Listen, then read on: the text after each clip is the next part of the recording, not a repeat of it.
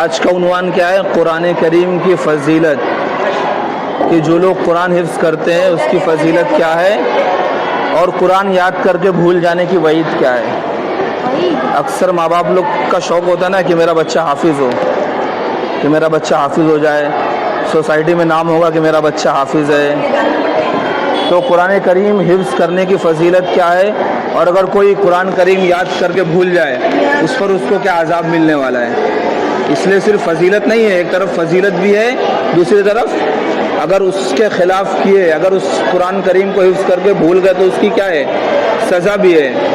تو سب سے پہلے قرآن کریم کی فضیلت کیا ہے کہ جو شخص قرآن کریم حفظ کرتا ہے، حدیث میں سنے ہو نا کہ جو حافظ ہوتا ہے کل قیامت کے دن اس کے والدین کو ایک ایسا تاج پہنایا جائے گا جس کی روشنی سورج سے بھی زیادہ تیز ہوگی، کہ سورج کی روشنی اس کے سامنے کیا ہوگی، پھیکی ہوگی۔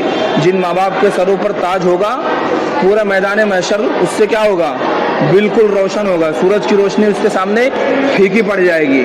یہ تو کس کو ملے گا؟ جس کا بچہ حافظ قرآن ہوگا، ان ماں باپ کو یہ انعام ملے گا۔ لیکن جو خود قرآن کریم حفظ کرے گا اس کی کیا فضیلت ہے؟ لیکن اس سے پہلے یہ سمجھنا ہے کہ حافظ قرآن کون سا ایسا حافظ ہے جس کو یہ فضیلت حاصل ہونے والی ہے، کہ جس نے حلال کو حلال سمجھا ہو، حرام کو حرام سمجھا ہو۔ یہ نہیں کہ حافظ بن گیا اور کون سا حافظ بنا، ڈسکو حافظ۔ ڈسکو حافظ کس کو کہتے ہیں؟ کہ قرآن کریم حفظ بھی کر رہا ہے ایک طرف، اور دوسری طرف اس کا حلیہ، اس کی وضع قطع کیسی ہے، انگریزوں والی، سر پہ ٹوپی نہیں ہے، چہرے پہ داڑھی نہیں ہے، اور نیچے کیا پہن رہا ہے، پینٹ شرٹ پہن رہا ہے، انگریزوں والا لباس۔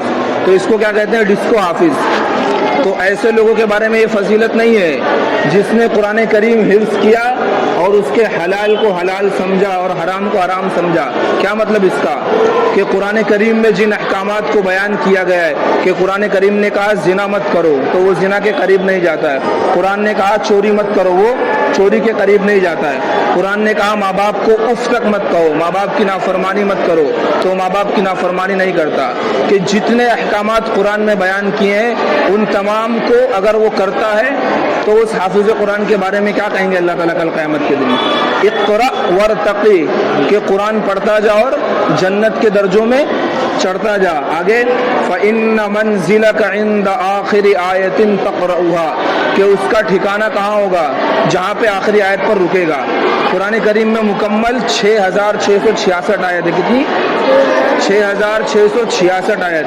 اب جس حافظ قرآن نے ان تمام آیات پر عمل کیا ہوگا تو کہاں پہنچے گا؟ 6666 منزل پہ پہنچے گا، برج خلیفہ سے بھی بڑی ہوئی منزل۔ لیکن اس کے لیے کیا کرنا ہے کہ قرآن کے حلال کو حلال سمجھنا اور حرام کو حرام سمجھنا ہے۔ اگر دنیا میں ڈسکو حافظ بن کے گھومے گا تو وہ یہ فضیلت نہیں ملنے والی ہے۔ اس لیے قرآن کریم حفظ کرنے سے پہلے یہ نیت کرے کہ میں ایسا حافظ بنوں گا کہ قرآن کریم پوری زندگی کیا کرنا ہے، یاد کرنا ہے، اور قرآن کریم کے بتائے ہوئے احکامات پر عمل کرنا ہے۔ یہ نہیں کہ مدرسے میں آیا تو ٹوپی سر پہ لگا لیے، کرتا پاجامہ پہن لیے، گھر پہ جانے کے بعد پھر وہی یہودیوں والا لباس، انگریزوں والا لباس، سر کے بال صحیح نہیں ہے، سر پہ ٹوپی نہیں ہے، اور بدن پہ کیا ہے، پینٹ شرٹ ہے۔ تو اس طرح کے حافظ کی فضیلت ایسی نہیں ہے۔ جو قرآن کے حلال کو حلال سمجھے گا، حرام کو حرام جانے گا، اس کو کل قیامت کے دن یہ مقام ملے گا، اور اس کے ماں باپ کو ایسا تاج پہنایا جائے گا جو سورج سے زیادہ روشن ہوگا، سورج سے زیادہ منور ہوگا۔ سورج کی روشنی کو کوئی دیکھ سکتا ہے؟ اس کو دیکھو تو آنکھ کیا ہو جاتی ہے، ایک دم چکا چوند ہو جاتی ہے، آنکھ بند ہونے لگتی ہے۔ لیکن ماں باپ کو ایسا تاج پہنا جائے گا جو سورج سے زیادہ منور ہوگا، روشن ہوگا۔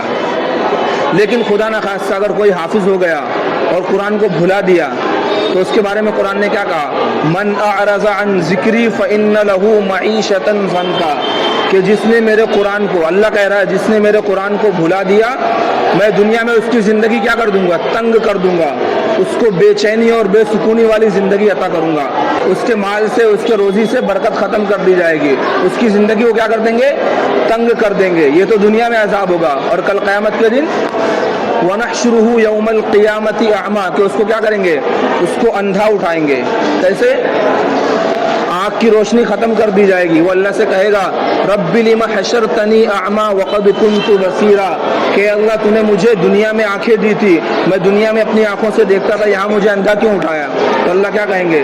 قال كذلك اتتك آیاتنا فنسیتها، کہ میں نے تجھے اپنی آیتیں دی تھی، تو نے میرے قرآن کو حفظ کیا تھا اور آخر میں کیا کیا؟ اس کو بھلا دیا۔ 30 پارے اپنے سینے میں محفوظ کیے اور دنیا کی رنگینیوں میں پھنس کر مال و دولت کمانے کے چکر میں کیا کیا؟ اس قرآن کو بھلا دیا۔ جس طرح تو نے میرے قرآن کو بھلا دیا، آج میں نے تجھے بھلا دیا اور تجھے کیا کیا؟ اندھا بنا دیا۔ تو جہاں قرآن کریم کے حفظ کی فضیلت ہے، وہیں پر اس کو یاد کر کے بھول جانے پر کیا ہے؟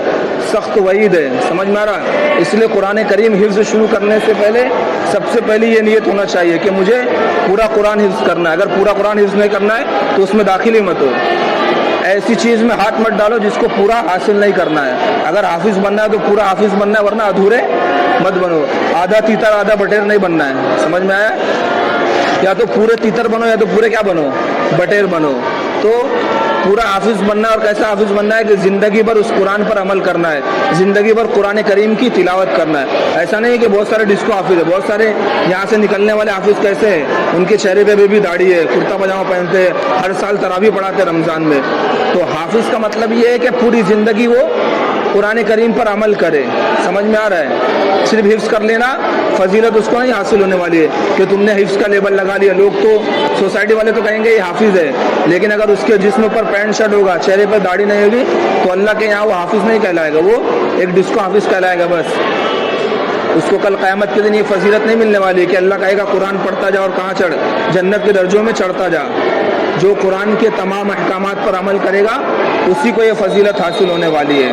سمجھ میں آ رہا ہے؟ اس لیے جس کو بھی قرآن کریم حفظ کرنے کا ارادہ ہے تو وہ سب سے پہلے یہ کام کرے کہ مجھے پورا حفظ کرنا ہے اور قرآن کریم کے اندر بتائے ہوئے تمام احکامات پر کیا کرنا ہے؟